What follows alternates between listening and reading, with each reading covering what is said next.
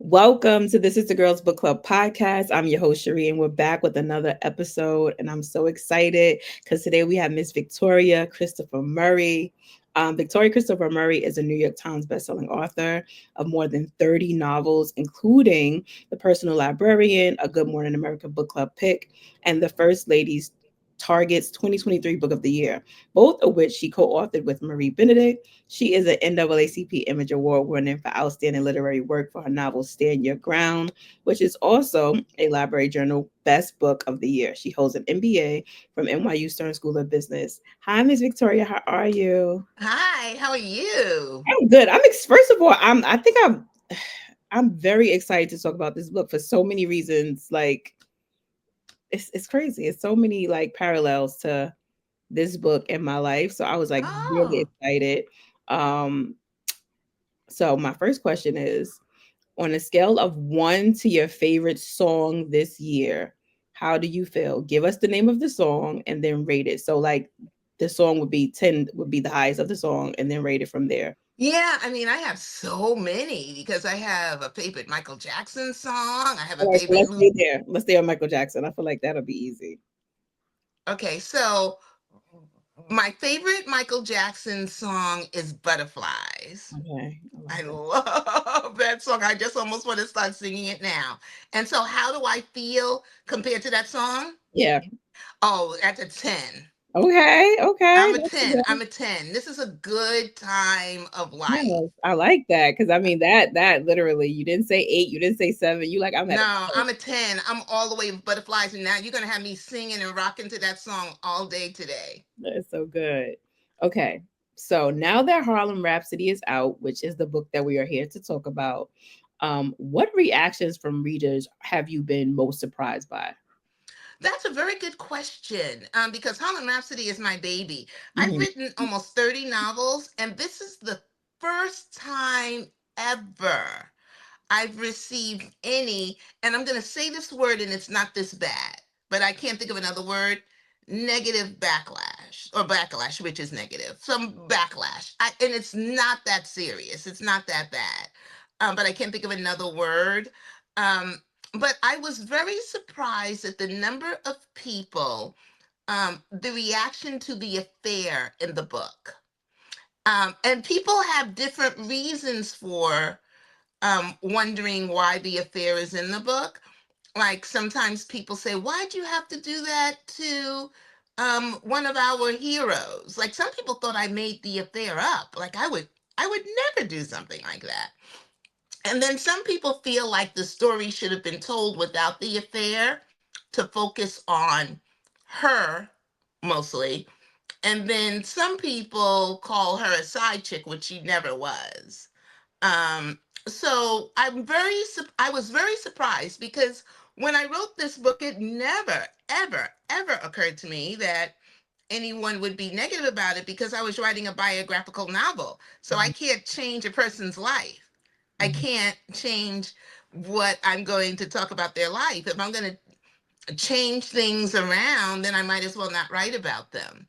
Mhm. So it never occurred to me. So that's been very surprising. But it's also that backlash, again, strong word because it's not that many people. Mhm. Um, that backlash has helped to sell more books because people hear about it and they go, "Girl, let me see what W.E.B. Du Mhm. Bois was up to." What he got So going on?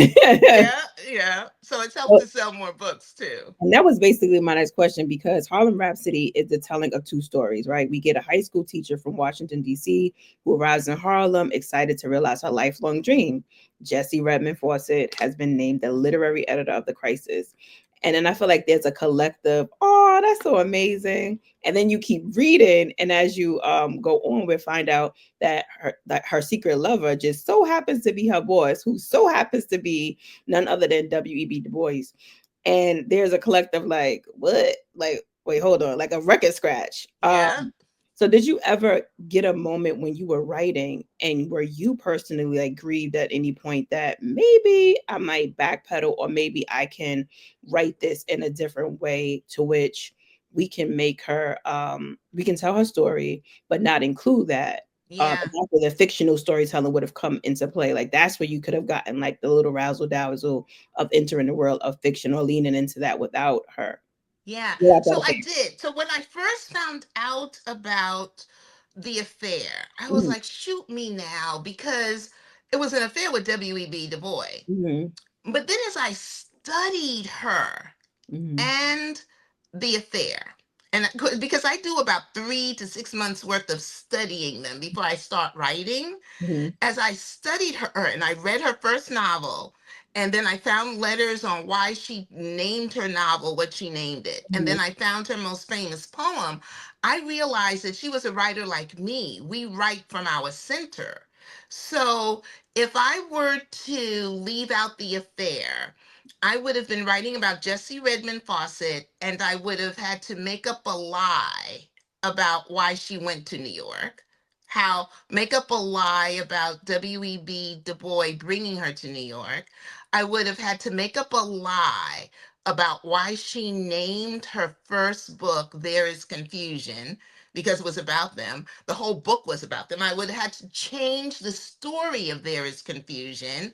When I was writing the book and about the characters, because the characters are clearly about them. I would have, when she wrote her most famous poem, so I would have still had to call the book There Is Confusion, or like you said, it's fiction, so maybe change the name, so that people wouldn't have said, well, why did she call it There Is Confusion? When I included her most famous poem with that last line, I wish that I were dead, I would have either had to not include her most famous poem in a biographical novel about her, or change it. And so then if I'm changing all of this stuff, then why write a biographical novel on her? And then, Just yeah, make it somebody else. Just make it about somebody else. I agree because when I read it, for the most part, I thought about Miss Deborah Lee. She's the former CEO of BET. I interviewed her maybe a year and a half ago, and she came out with her memoir. And Yes. in the memoir, you get her entire career. She's a hard worker. She's super smart, but then you get the Yeah. whole affair with her like boss, who also happens to be married. So Yeah. it's like when the book came out, I remember reading this, and I was like, this affair is about to overshadow. It's going to be like a wave. Like Yeah. all the things that she's accomplished is going to come down to she slept with her boss. And I was so upset by that because I'm like, why didn't she just take it out? But then I thought about it when I read this book actually, and I was like, but that's the story though. That's the That's the story. story because And you may not get Harlem Renaissance without Jesse. right? That's the So thing. If without their affair, the closeness of them all, like even how they thought, how they act, how they worked, how they will always sing together. Like there is something like what is the story that she just super like how did she get here? Like she that just how did she named get it. here? And I would have had to make it up. And then even people say, well, what about if you have pulled back? But Yeah. the title of her first novel is There Is Confusion. Hmm. And the way I wrote the book, Hmm. and this is the first book I wrote kind of technically. And what I mean by that is I was so afraid of the affair overpowering that I Hmm. counted the number of chapters where she was working and the number of chapters when she was with him. And by far, her working is greater. But like you said, the affair just kind of overpowers it, Hmm. you know? And so I had to include the affair. So by the time she named her book There Is Confusion, nobody questioned why that book was called There Is Confusion, because y'all, everybody said, yeah, y'all a hot mess. That's a perfect title. If Hmm. I had pulled back, people would have said, well, there's a plot hole, something's missing. Hmm. And I don't think it's fair when someone's writing a memoir or biographical novel, because it's really a biography on Jessie Redmon Fauset. I don't think it's fair for me to choose what part of her life should be told. I agree. I agree now, anyways, because I remember, like I said, when I read Beverly, I was like, dang, I know people are just gonna only focus on that. But I'm Yeah. just like, that's her life though. That's her story. You That's can't her tell. story. You can't Yeah. tell her. And I And you know think what's so interesting? Remember, I said it's a small amount of people? It's a small amount of people. One of the things I noticed in this book more than any book I've ever written, people bring their own experiences to reading. So I have people saying, dang, she was a 10-year side chick, all the way to people saying, what affair? Like they hardly paid attention to that part. And so people bring their own experiences, their own values, their own beliefs to reading. And I just can't, I couldn't not, if I was going to tell her story, I was going to tell her story. That's a story. Yeah, it is the story. And then to me, I think it also it in my opinion, it added to how practical she was. Like her affair to Yeah, me was very practical to the life that she wanted to lead. that's So right. someone on the outside looking in would be like, oh, she's such a this. I'm like, no, she made sure that whoever she got with, one was not even like had to surpass her being her equal because she was very, very smart. Yeah, And then not only had they surpassed her like being her equal, they also had to admire her in a way that she yeah. appreciated, right? But they couldn't be free all the time They because couldn't she be was free. so busy. She was always so busy. And when you think about this, this was 100 years ago. And so I do Mhm. ask people to read this book with 20th century eyes and not 21st century eyes. Do not put our today values on yesterday's years, because when she was alive 100 years ago, not only couldn't women vote, but women couldn't get an apartment in their name. Women couldn't have a bank account in their name. Like all of the actresses and singers, their male agents and managers had to have their bank accounts. Can you imagine working and you give this money over to this man, and you have to trust that he is going to not be stealing from you left and right? But they didn't know any other way. It's hard for us to imagine, because we're like, my husband and I had a joint account and our separate accounts, and so we can't imagine that, but they knew no other way. And like you said, that relationship was perfect for her because she never wanted to be married. I could never find out the reason why she didn't want to be married. I don't know if it was that she was the youngest of seven. She had six other Biology. biology. Yeah, thank Biology. you. Um, brothers and sisters. And so five of them died before they were 20, and they died in various stages of life. It was just her and Mary Helen, and I don't know. And Mary Helen didn't have children, so I don't know if they suffered so much loss that they didn't want to do that. And then she really wanted a career. And 100 years ago, women didn't have careers.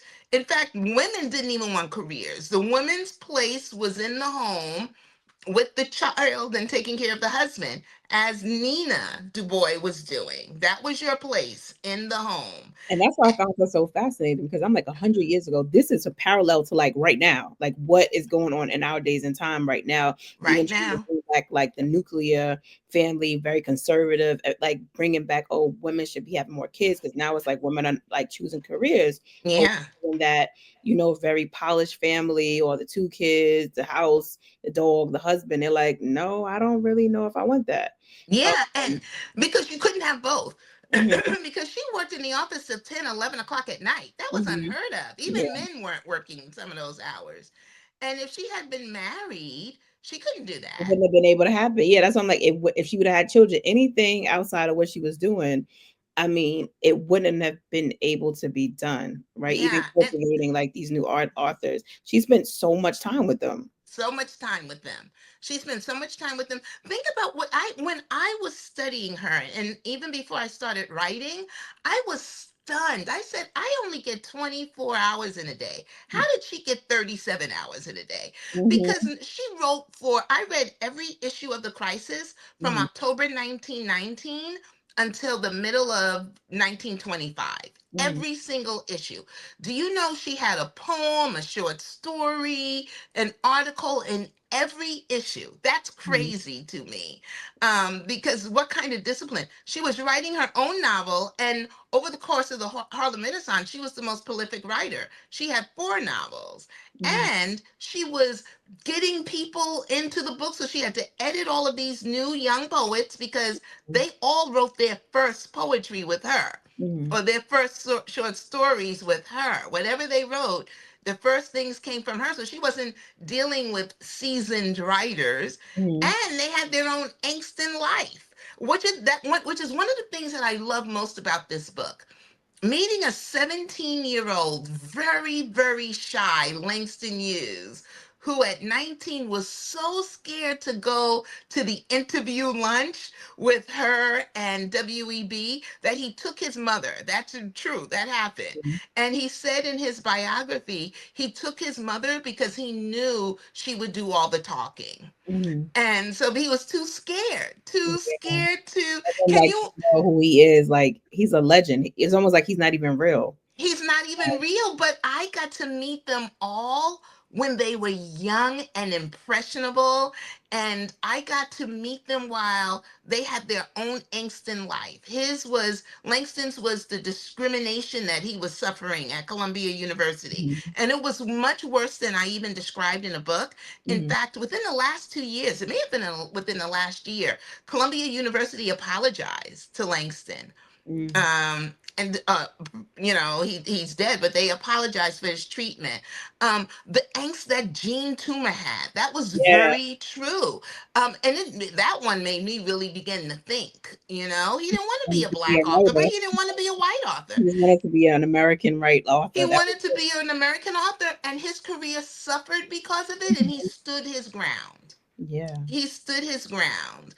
And all of the Nella Larson was going through her self-esteem, this elitist Harlem Yeah. that she was part of, and she hadn't graduated from college and didn't tell WEB that.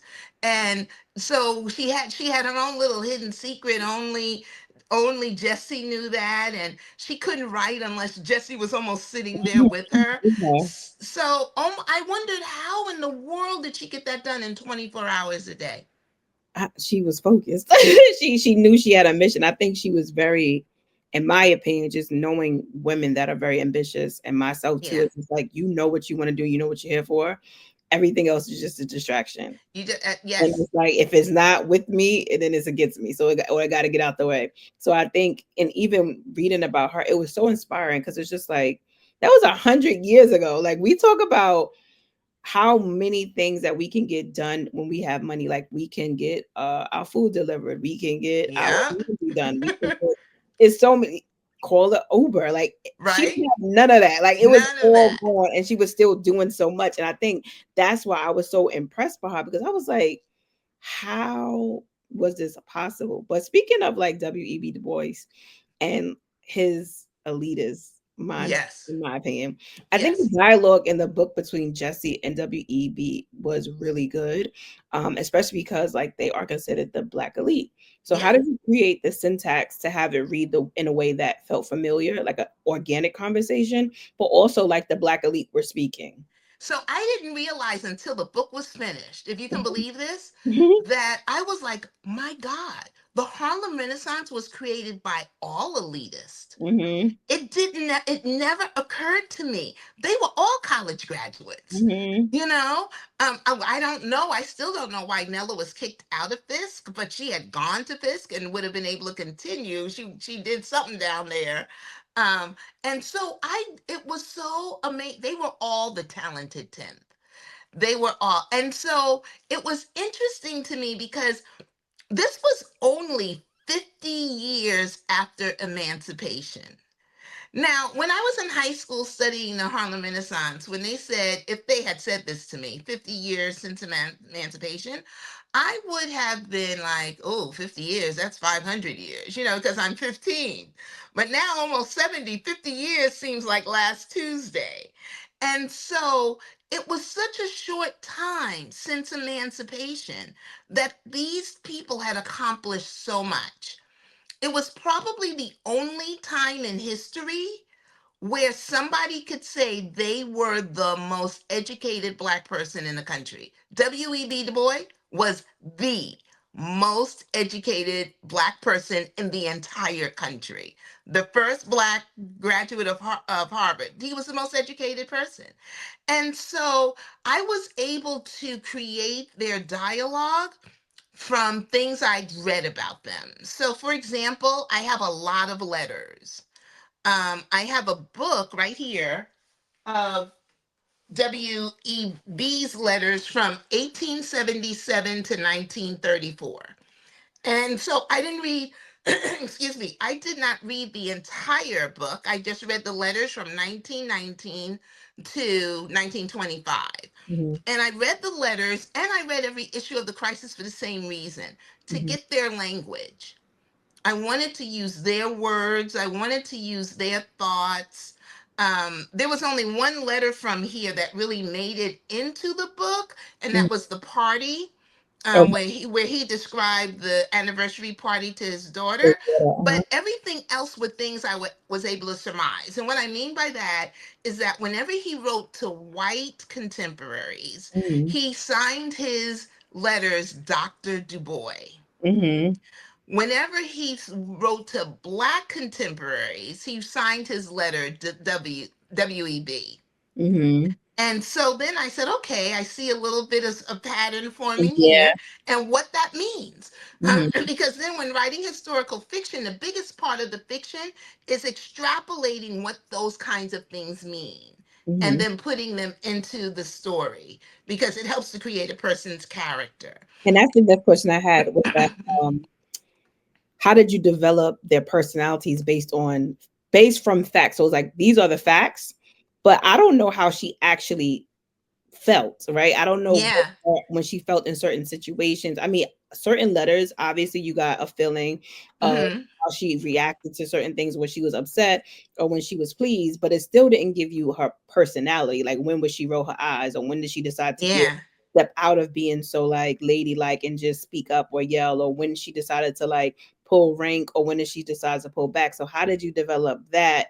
Was that in step with like with your readings and your letters, or is that like how you like started to play like with the fiction coming into it? And that's where the fiction comes in because we don't have any, I don't have any tapes, I don't have any video, Hmm. but I have their letters. When people speak in letters, you find Hmm. out about their personality, you find out about what words they write. I read his Souls of Black Folks, which I read in high school. Hmm. You read that now, it hits different. Hmm. You're older, you understand. Like, I don't even remember that he had a son that died when Hmm. I read that book in high school because it didn't touch me, probably. Hmm. It touched me. So when you, like, for example, if you read my novels, you would get a feeling of how I spoke, especially my contemporary ones, because when I'm not trying to create real people, you would get a feel of what was important to me. Like from my earlier novels, you would know that I was a spiritual person, that I used the word spiritual and not religious. So you could extrapolate things from that. And between their letters, between the biographies, between the scholarly articles that were written about them, and between the writings they each had in the crisis, you get a really good feel of people and their personalities. For example, a book I'm looking into writing now for the next one, there's a woman. One of the things that I've discovered about one of the characters that I'll probably be writing about is she wore pants. And that was such a big deal. That was such a big deal. But the fact that she wore pants in 1930s says something about her. And from there, I can extrapolate a lot. Like a shy woman wouldn't wear pants because too many people are going to call her out. But a woman who's very confident and who's going to speak back if you say something, if you have the audacity to say something to her. So that's how I draw it. I don't know. But I was at an event last week with other historical fiction writers, and we were all saying, what is the best thing is to write something and then to find out later what you wrote and what you thought was true. I love that. So speaking of like WEB, he was for me like a big deal because when I was in college, I'm a millennial, so I don't want people to think I was in college with, I don't know, other great thinkers of that time. But I remember reading like my freshman year, I went to University of Buffalo. I didn't go to HBCU, but I went to University of Buffalo. And my first year, that was the first time I'd been away, like from home for a long time. And what happened was the KKK came to our school. That's why I Oh, said telling this story sounds very like, oh, oh my was it gosh. 1950? What I'm like, no, it was in the 2000s. Wow. Came to our school, and that fundamentally changed everything. Like because up until then, when I grew up in Brooklyn, but I grew up very like sheltered. Sheltered. Yeah, I was Yeah, going to say sheltered from that yeah, in sheltered. Brooklyn in New York. Hear about it in like the history. Like we were taught that in school Y- books, and you don't really Yeah. this, right? And so Yeah. here I am, 17 years from Brooklyn, got an attitude, got this, all this. And I remember going away to college, and I was like, Ma, they say like we had to have like a whole like college. It was a big deal because that wasn't the first time they had come on our Oh my campus. That was God. the second time actually. And it made the news. If you Google it right now, it'll pop up. Yeah. And I remember calling my mom, like, Mom, I'm about to tell you something that's crazy. And she was like, What? I said, the KKK is coming to our school. Like it was a plan. And she was like, "Come home." I said, "Oh, Yeah. okay." She's like, "No, come home." And I was like, "I'm not coming home. Like, that's crazy. I'm not." The idea That what they could made drive you. what made me mad was that people were scared for us, and it was like we didn't have no power. We were just these little like nothing. Yeah. Like so what happened was Yeah. eventually, um, they had to wear no hood. So that's what made it less of a pressure point because when you can't be hooded, then That's right. we can't tell that you're the doctor that we go to or That's right. the next door neighbor. That changes everything. They couldn't be hooded. They did come out there on the South Campus, which is interesting that we have a North and a South Campus. Another a conversation for another day. But I remember in that they had like this whole unity like jam, and I was like, that's corny. And then I remember going to an NAACP meeting, and I was just like so upset and I was so mad. And it was like, yeah, we need that. We need that. And I remember one of like the older kids like kind of took me under her wing and she was like, you need to read The Souls of Black Folk by W.E.B. Du Bois. And I was like, that's cool. I knew who he was because I went to a black private Yeah. school coming up. So I'm like, of course, he's famous, whatever, who cares? Over the winter break, I read it and I'm like, oh, my mind is like blown. Blown. So I come back and I'm like, oh heck, like we gotta change this up. We gotta do so much.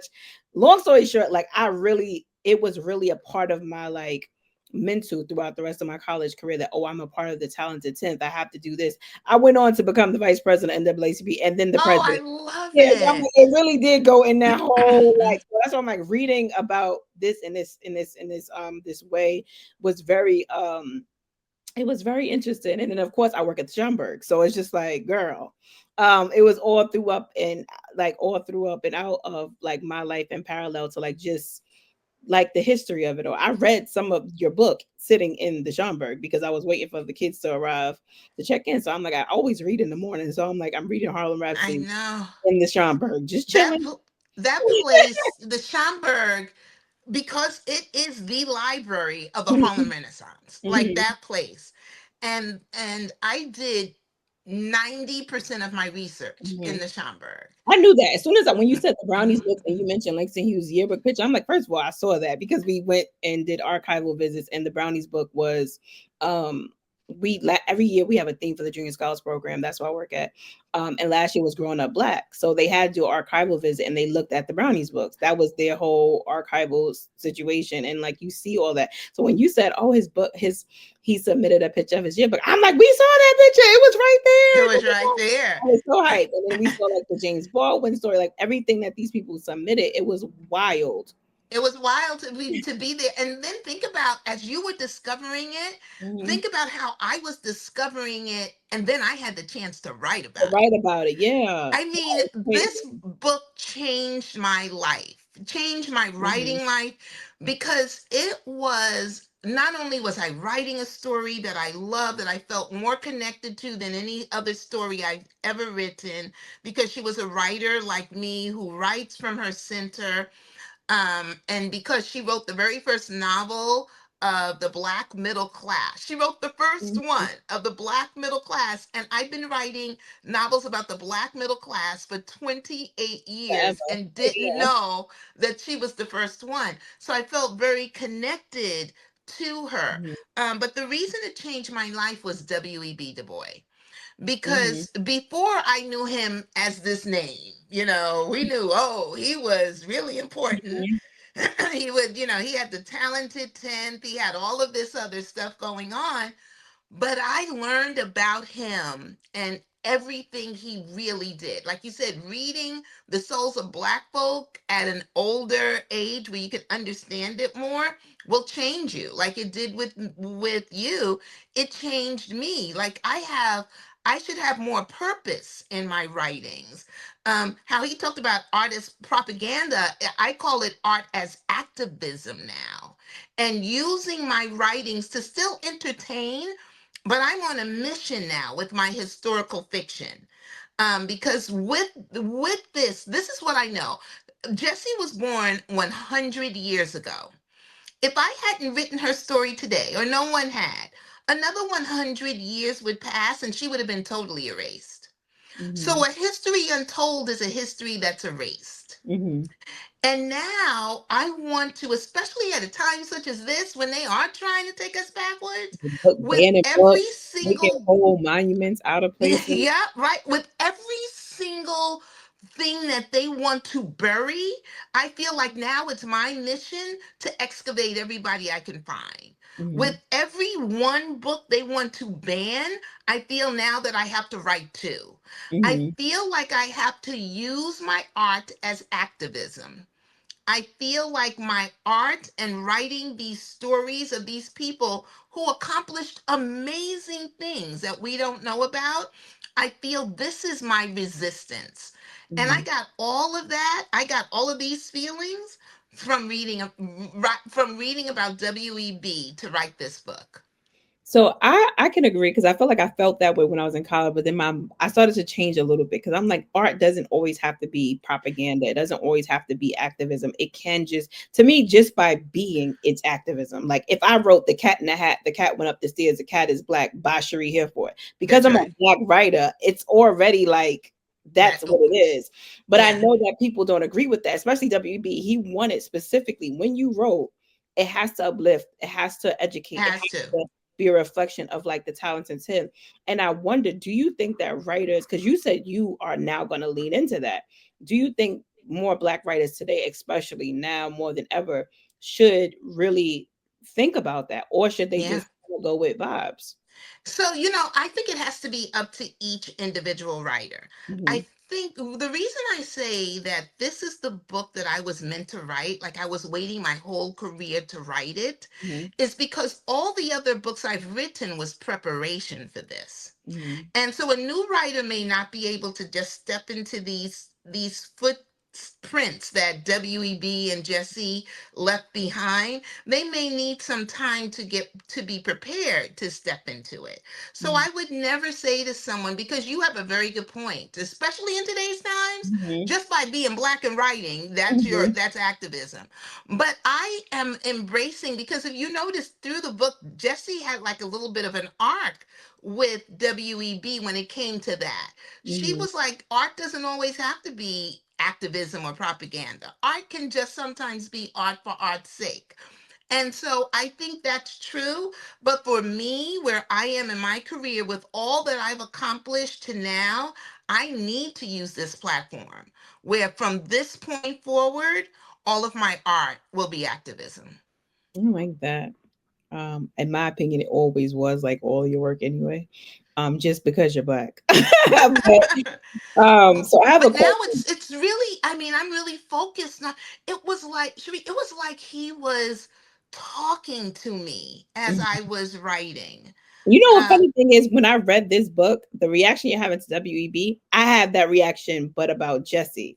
I felt like when I thought about her, I'm like, all that, like, what am I doing? I'm just sitting here being like go do something, go do something, go write something, go find somebody.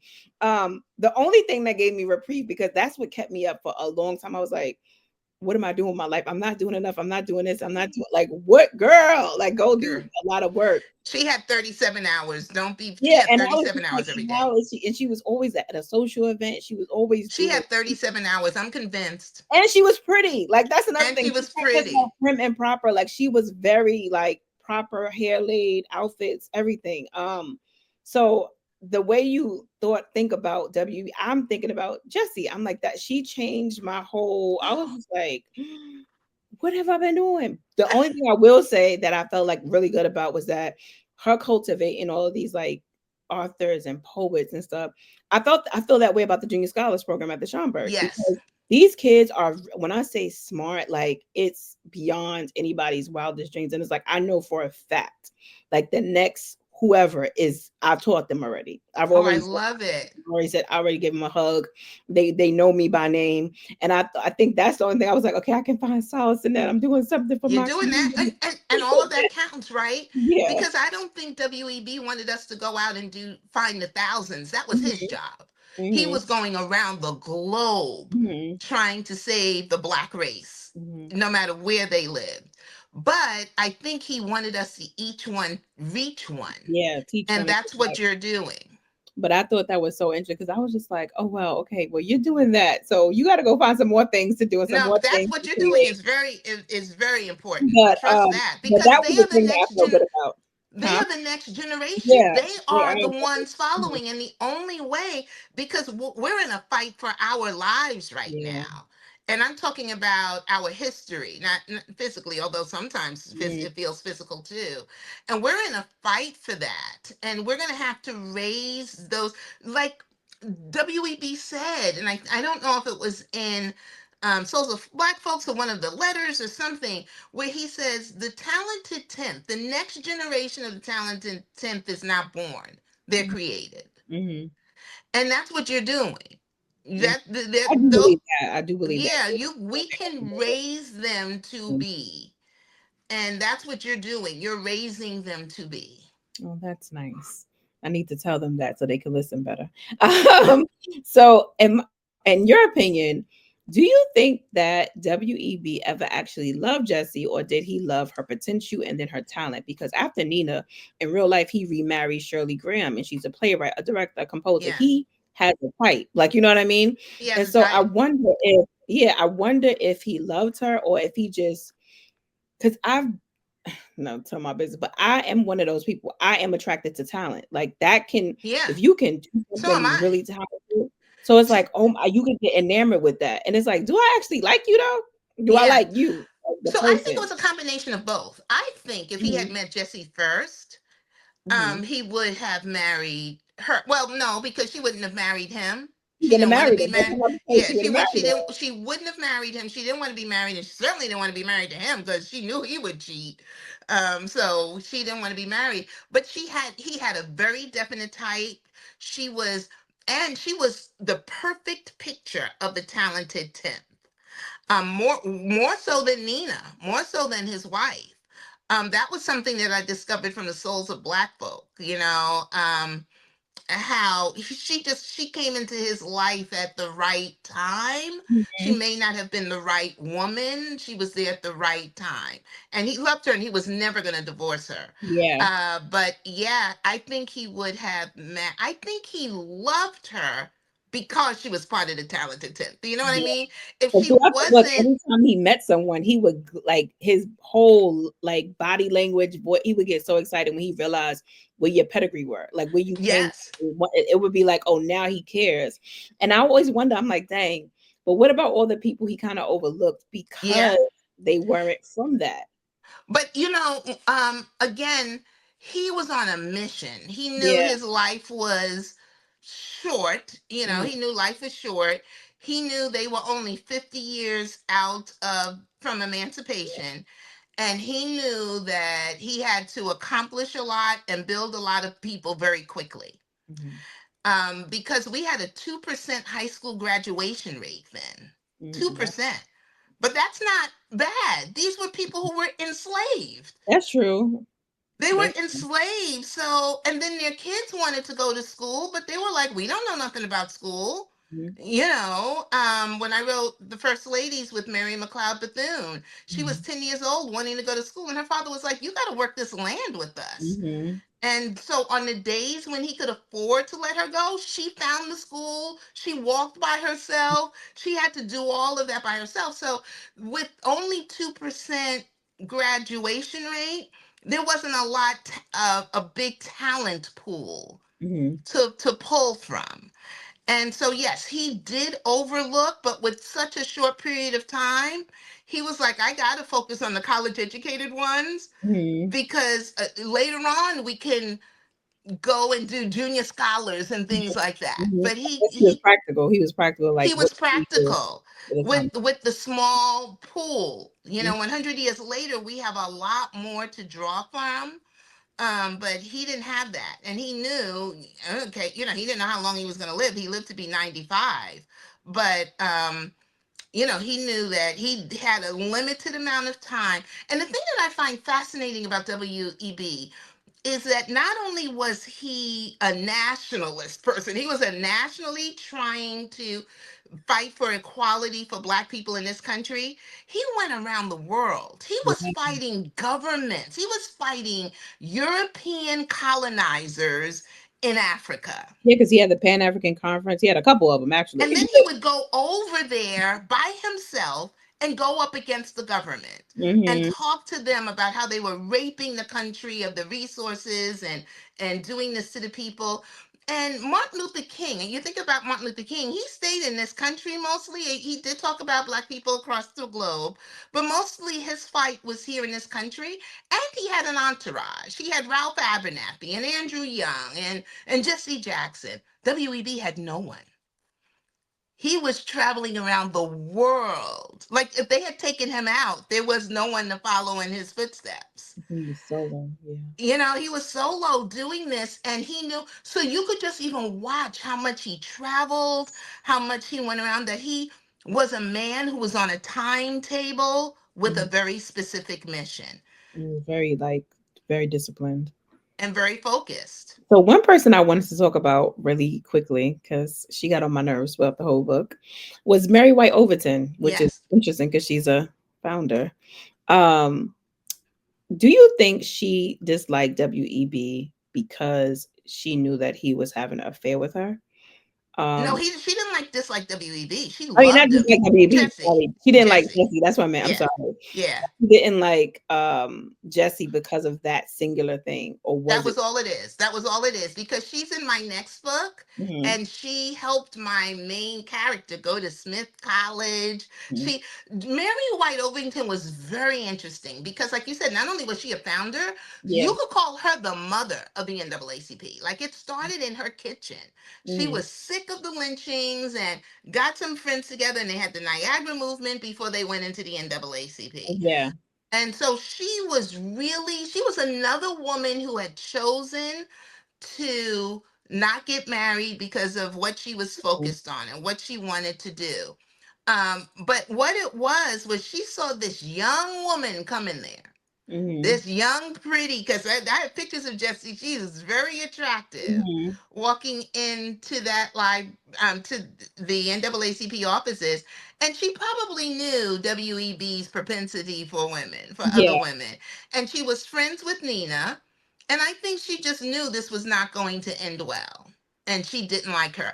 And I have the letters I have between Mary and Jessie is like Mary wrote a scathing review of There Is Confusion, Yeah. saying Black people didn't live like this, which was ridiculous And that's because, why I was thinking that it was more than just because she was messing with WEB. Like, I don't, this is my personal belief. And like at one point, I had to learn a lot about Mary because she was a founder of the, and we always had a founders week. So I knew probably much okay, more than I, wanted to know. But while I was reading this, this is just my opinion. Everybody go have an yeah, opinion. I don't think that she was just mad at him just because of her disdain. Like mad at Jesse because she was messing with WB. I think it still came down to like this was a Black woman who was very, very smart. She was very smart and she got promoted quickly. She understood that WEB created an entire position for her.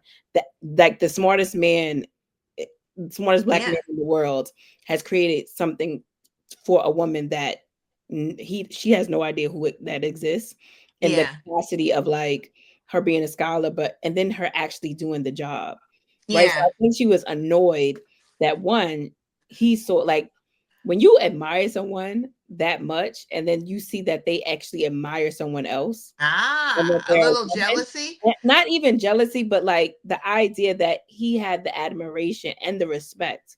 Because you can admire someone or like somebody, because I'm sure he liked Langston Hughes, and he liked all of them, but like a level of respect. They were not seen as his Yeah, equal at all. yeah, The way, and I'm sure the way he even talked to her, the way he like included her in things, even if yeah. like misogyny played a part in certain things, he still uplifted her. Nobody creates an entire role for somebody that they think. And remember, he created this. It's not even like he created like this was something that, oh, let's just give her something at the job. This Yeah, was no, his he baby. created it. Yeah, He and this was create his baby. The crisis was the his thing. baby. You Yeah, don't put somebody in there that can just that doesn't know what they're doing. And then for her not, and I'm sure, in my opinion, Mary thought that she wasn't going to rise to the occasion. So not only did she rise to the occasion, she superseded everything. Like he everybody's. jumped over everyone. And so to have this young woman, pretty woman come in and then be so like-minded, because it would, in another world, her and Mary would have been friends Yeah, based on their like lifestyles. yeah, because she was friends with everybody else. Like Mary Yeah, Ovington was friends with Mary McLeod Bethune, that's what I'm and as I saying. said, Everyone else she'd be friends, but because, and you know WEB, so you know it's like this is not the first woman that's breaking up his marriage because he cheats. yeah, So yeah, why do you hate her so much? The only yeah. thing I could fathom is that he hated. She could not stand She Jessie because she was so good, because of her and that, competence, she and then she didn't. had a flaw. Like if you were going to be that, imagine I think, oh, you could probably be my friend, and then the one thing that you fell at is like that's such a corny thing that like that's your flaw. Like you love a married man, or you like love a married man. That's so corny. Like it to a Yeah, person like a Mary, because to even Jessie, like if Jessie wouldn't have been in her own situation, and that was another woman's situation that she liked, she probably would be like, girl, you got all this going for you, and this is the thing that could potentially take you out.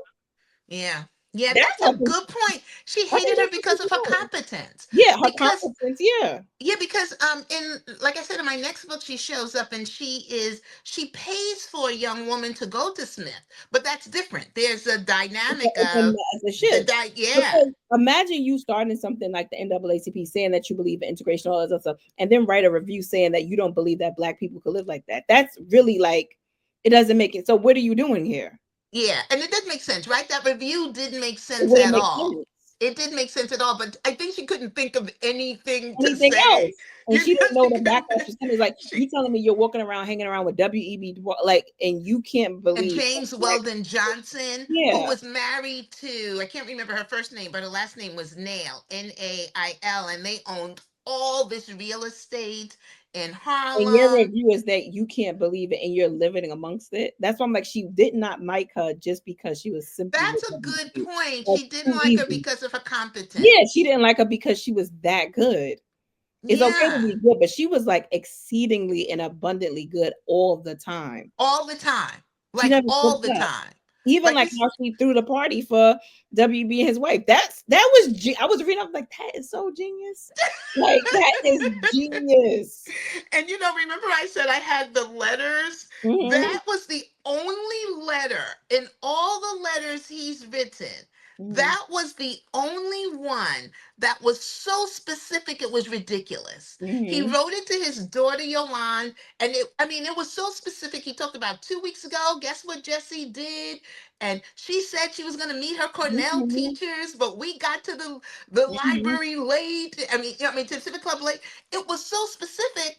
I was like, none of his other letters were like that. He wanted So the world to believe it. So he had to like he emphasize he how had good to this he was. wanted his daughter because I Mhm. suspect that his daughter was beginning to suspect something I between feel them. like everybody, because the way that it was even described that they were always seen together. Like always, more than their Always. own wife. Like that's crazy. It ain't that much Always. work in the world. And Always. because she was single, beautiful, young. And it's very interesting because I read a book called The Love Songs of W.E.B. Du Bois, which is not really about W.E.B. Du Bois. Not at all. And but he's mentioned in there, and Jesse's mentioned in there. And Mhm. one of the things that Honore said in that book was Jessie Redmon Fauset and W.E.B. Du Bois were always together. So it was really interesting because I read that book before I started writing this book and Mhm. didn't even listen to Jesse's name. You Yeah. know what I mean? Because the book I wasn't did a the same thing because I definitely read that book and didn't like remember like. Jesse's name is in there a couple of times when I went back. Isn't Mm-hmm. that crazy? And I definitely, because I'm like the size of the book was like, I remember that book if I don't remember any other book. Because it was so big, and the Uh-huh. few times that WEB was mentioned, it wasn't about that at Yeah, all. it's not. Yeah, But then I went back later on, and there she is. There's Jesse's name, but it faded into the background. So that is a very good point. I wish I had spoken to you before I had written that book, because I and would I have was, had. you know what I was waiting for? I was like, you know what I really wanted? I wanted her to have an interaction with Jesse's mom because there's something to be said. And this is again my opinion. This is not on Victoria, so please do not put this on her. But there's always something that I feel like white women, that's the like the overarching thing. Like she can do a jump man because she's still white, right? That's right. Even That's what how she Jesse's spoke mother to her, did. yeah, Yes. even how she spoke to Jesse and how she could kind of like get off talking to her like that. No, she couldn't do that to a white woman. So I was always waiting for her to meet Jesse's mom because I'm like, now talk to her Talk how to her you the way would you. talk to your daughter. That was not going to end well for you because even if she was a Jewish woman in that time, she's a white woman. That's right. Because that's one of the things I loved about Jesse's mom, Hmm. her stepmother, Yeah. was that she could metamorphose into who she had to be. Mhm. So Yep. sometimes she was the white woman who was Mhm. able to get her daughter into the Philadelphia High Mhm. School for Mhm. girls. She was able to help get Langston Hughes, the patron. Mhm. Sometimes she used her whiteness to get For her, ahead and yeah. reminded. Then sometimes she was the pastor's wife when she got Mhm. embarrassed when she was doing a little jig Mhm. to the blues. And Yeah. then sometimes she was a black mama. When Jesse came in late, she And would. she was So that waiting would at have. the door. And that's why I was like, I always wanted to know because the way Oh, she talked to Jesse was like a little belittling, but I'm like, you're only belittling her and Jesse can't really stand up for herself because she's been caught.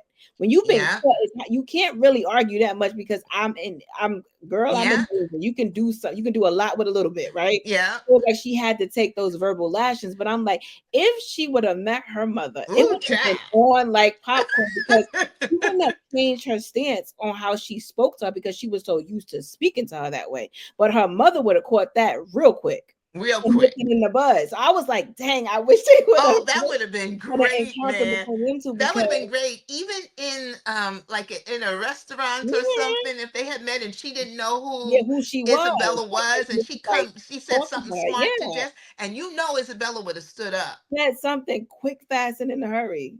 I loved her mother. I adored, adored, adored. And that was the thing that I honestly thought about throughout the whole book. She revered her father, like even so much to Yeah, say that she saw her father in WEB. But I'm like, your mama gave you confidence as well, and she gave you access.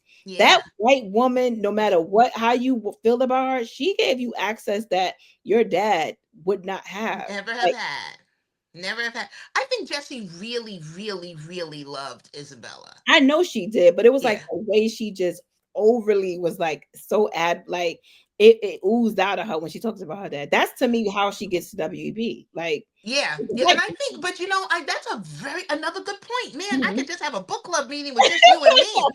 That's a good point that I hadn't thought about. But did she feel that because her father was dead? Mhm. Because she had lost so many people in her life to Yeah. death, five siblings and her mother and father Mhm. before she was 20. Mhm. That's a lot of loss. And the Mhm. one she remembered the most out of all the ones who died was her father. Her father, she like all these people died, and he's the one who's the constant mention, the constant. And I always thought that was interesting because the way he exalted her is the same way WEB did Exalted, her. it's almost the same It was like the words. same, like it would be like, well, girl, you just found, which I believe that's why the age difference, and she was cool with Yeah. the things. But I think the age difference for her, but for him, that was his thing.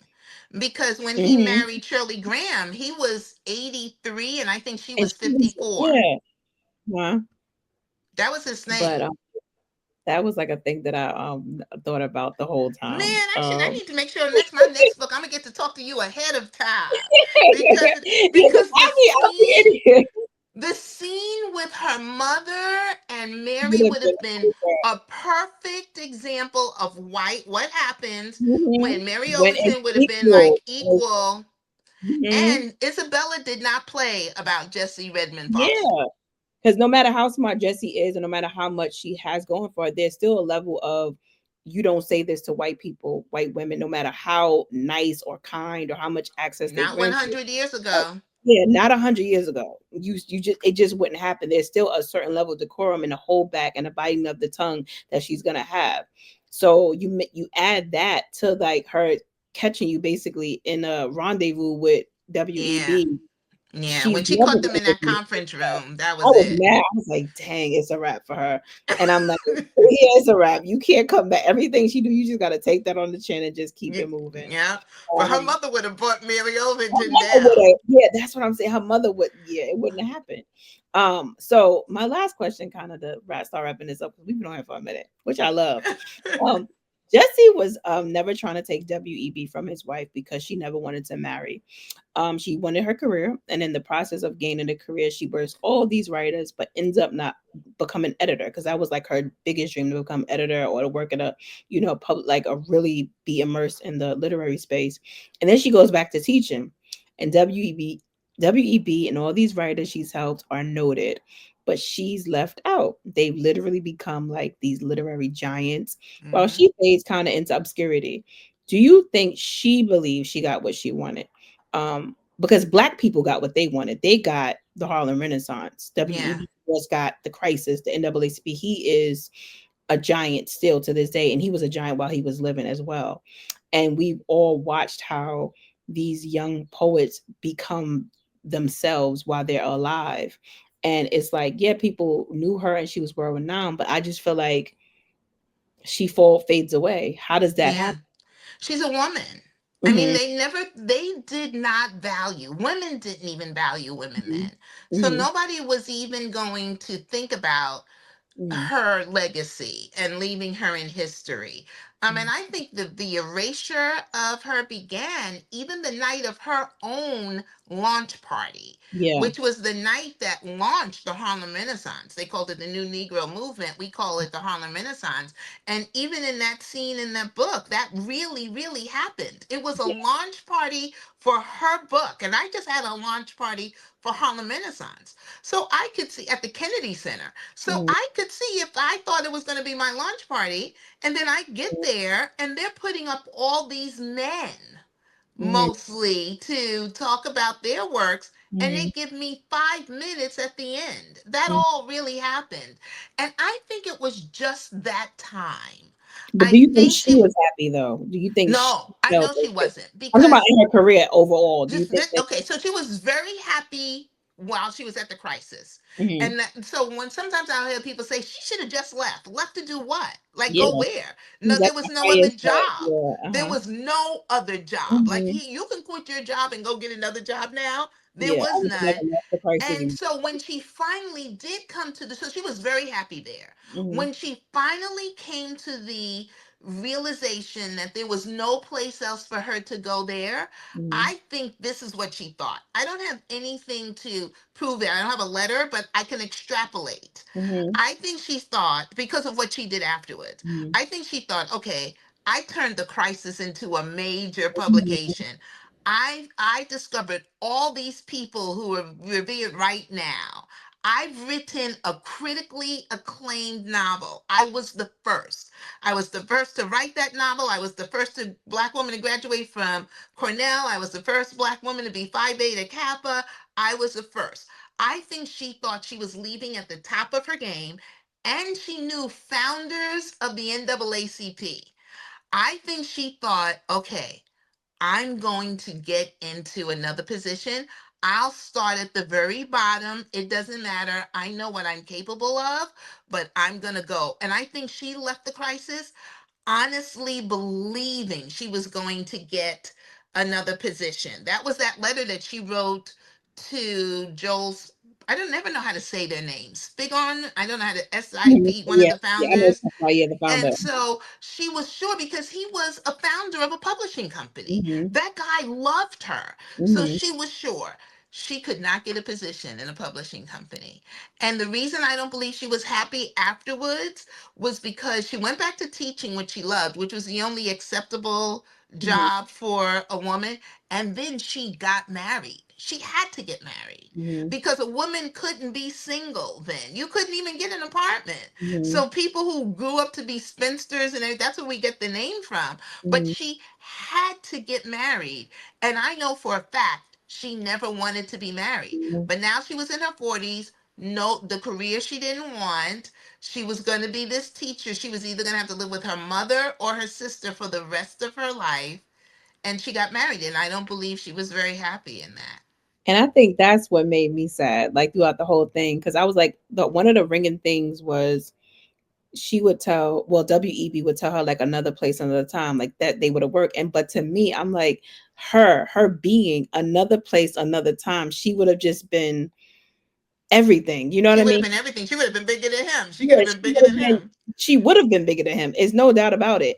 Because now she was starting to give speeches. She was her. Like she was her when she was alive. And so I just was like, dang, I felt sad because I'm like, if it would have been another time. And I think she overestimated. And unfortunately, I still think that happens in our time. Like black women overestimate the reality of how strong racism is. It's like we can Yeah. work hard, but racism doesn't sleep at Yeah, all. exactly. And And I so, think I think she knew, mhm. but she was like she She didn't saw have a any lot other of choice. change though, and then she saw a lot of change, and that's the thing I feel like Yeah. what gives you hope is that remember women got the right to vote. That was a Yeah. leap. How do you go from being like nothing to be looked at nothing to now having the right to participate in government? So Yeah. it was so much changes so quickly where we would look at it and be like, it's not quick because of how things change for us so quickly. But in that time, I could That was quick. totally see her And not only believing that things are changing in the next couple in a years. couple of years. And not only that, after her book came out, like 40 other black books were published within the next few years. Before her book, there were none. There were Yeah. none of novels written by black people. None. And because of her, oh, because I always say she was the face of the Harlem Renaissance. There would be no Harlem Renaissance without Jessie Redmon Fauset. Absolutely. Not only was her launch party the start of the movement, but you can't call it a movement if you're the only one. And Yeah. after her, within the next decade, there were 40 books published. There was Langston Hughes' Weary Blues, Nella Larson, Quicksand and Passing. County Cullen wrote a book called Color. There were all of these books that came from the people that Mhm. she pushed out there.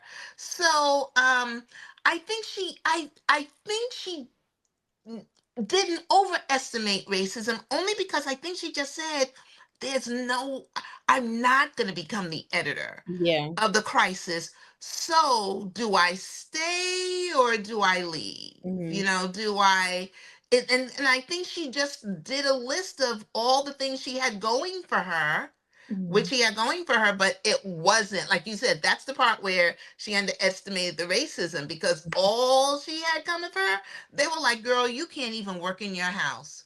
But it Mhm. wasn't just racism. There were no women. Yeah, I would say it was a misogyny too, because I'm like, she Yeah, not only is she a black, she's a woman. So it's like, yeah. it's almost like watching a bad accident, an accident that you waiting to happen. Like, And no, you girl, know what's going to happen. Yeah, it's not gonna end yeah. well.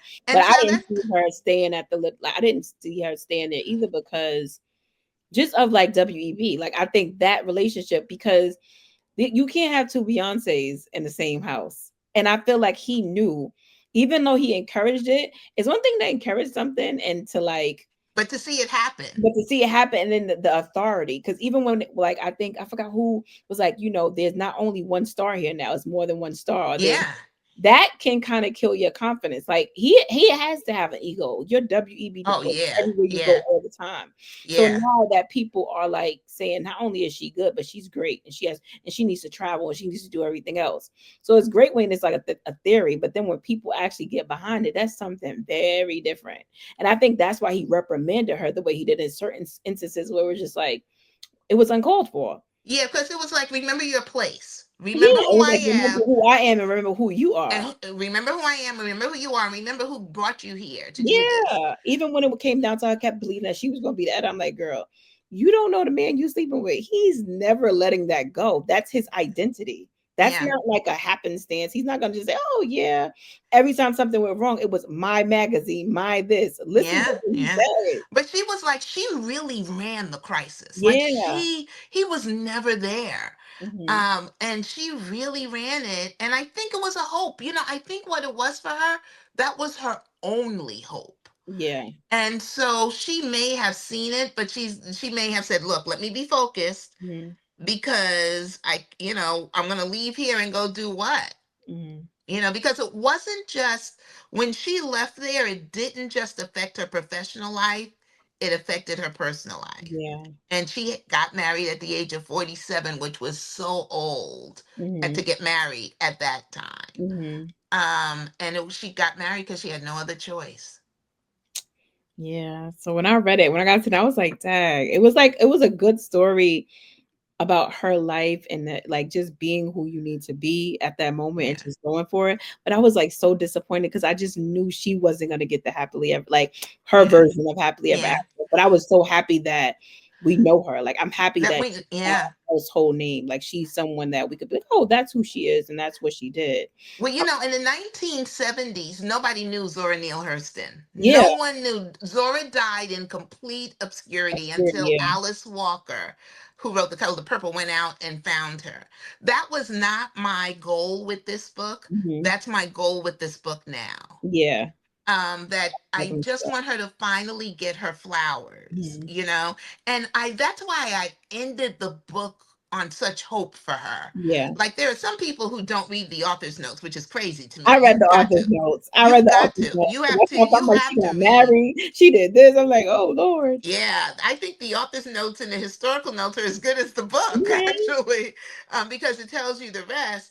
But Mhm. when the novel ends, she's leaving with such Yeah, hope, high hopes. Yeah. high hope. And then I had to kind of destroy it in the Yeah, author's and the author's note. note, I was like, wait, did this happened? This because if I wouldn't read the author's note, I'd be like, yeah, she probably lived and Yeah, just started, became an editor somewhere. But I would have gave my own ending. that's And then I right. read it, and I was like, somebody like nicely popped my red balloon. I was like, oh, yeah, I'm sorry. Yeah, I had to tell the truth of what happened to yeah, her. But what I am happy about now is that she's getting her flowers. And yeah. I just hope what happened for Zora will happen for Jessie I do and believe for that. the other women that I'm going to unbury, Mhm.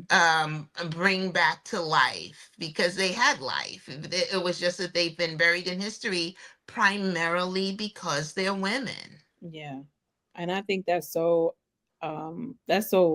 it's cool. It's cool what you're doing. I'm trying to get a better word than cool, but it is cool. It is cool. That's how It's I cool 'cause feel. I'm It's just like cool. I feel like this is the moment one that is needed and the time is absolutely now. And then also like Jessie, like I'm telling you for sure, reading this book changed my like brain when I thought about Jessie and all that she's done. So it had a profound impact on me the same way when I read The Souls of Black Folk when I was a freshman and all that had transpired. I was just like, what do we do now? And I read that and I was like, oh, it felt like somebody put a battery in my back. And that's exactly how I feel about Jessie when I Oh, read her. I love it. Yeah, it was amazing. So these are some flash questions, and you Uh-huh. just answer them really, really quickly. So, writing in the morning or the night? Probably the night. I'm really more of a middle of the day, but Mhm. probably at night.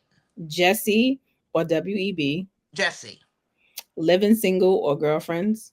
living single. Martin Luther King or Malcolm X? Ooh, Martin Luther King, Okay.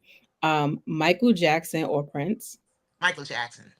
And who is Christopher Murray? Victoria Christopher Murray is a woman who was living all of her answered prayers. Oh, I like that a lot. Thank you so much. This is so good. I'm so excited about like everything that's about to come with all these people that you're about to unearth and just write about. Because I had the best time. And I'm not even a historical fiction girly, but when Oh, really? I just started doing it like last summer, reading it the genre last summer because I said I wanted to like open my horizons. Because I Yeah. was like historical fiction Really? But then I read a book by Chantel Madison, and that was really dope. And then I just started reading more and more, and then I was like, I could. First of all, I work at the Schomburg. I got to read this. It's You're like right. Yeah. required reading right about now at this point, and it was Yeah. just so good. So thank Yeah, and I mean, I think historical fiction makes history accessible. yeah. Because none of us, include, I'm a fiction person, so Mhm. I will read a memoir. I do like Yeah, I memoirs, love memoirs. but I'm not going to read a textbook Me neither. on, like, if, like, I had to read the thesis. Somebody had written a really good thesis on Jessie, and it read like a thesis, but I found Mhm, a lot of good information in there that mhm, I needed. So I think I'm able to give people history in an accessible way, because so many people told me they had a hard time finishing the book because every 10 pages they were Googling to get a mhm. picture of this person and See to who see if this this was person looks real. like. And Yep. one of my friends said, "Dang, Victoria, everybody in the book was real." Yep. She was like, "I was trying to find some fake people so I could get back to the book." Mhm, But I said, "Yeah, I didn't have to create anybody. And mhm. if I don't have to make up a character, I'm not going to." And that's what made it so great for me to read because I'm like, you realize I work at the Schomburg. I go to County Cullen Library. It's like uh, the Oh Langston my Hughes God. Auditorium. I'm like, I'm walking in these places Yeah, you walk over the Negro Speaks of Rivers every day when you go every in. day, every time I go Yeah, in there. I'm walking right. How Langston, how you doing? Like, you know what I mean? It's right. so right there. And so that's why I'm just like, it was very different for me, I guess maybe than most people reading it because I had a time. So just tell people where they can follow you and keep up with you. So I am Victoria Christopher Murray on every social media platform. I am most active on Instagram and Facebook. Okay, and thank you so much again. This was amazing, and everybody go read Harlem Rhapsody. I'm telling you, it will change your life. It Oh, really thank will. you. And then if they enjoy it, tell them to tell 5 friends. Yes, 5 friends.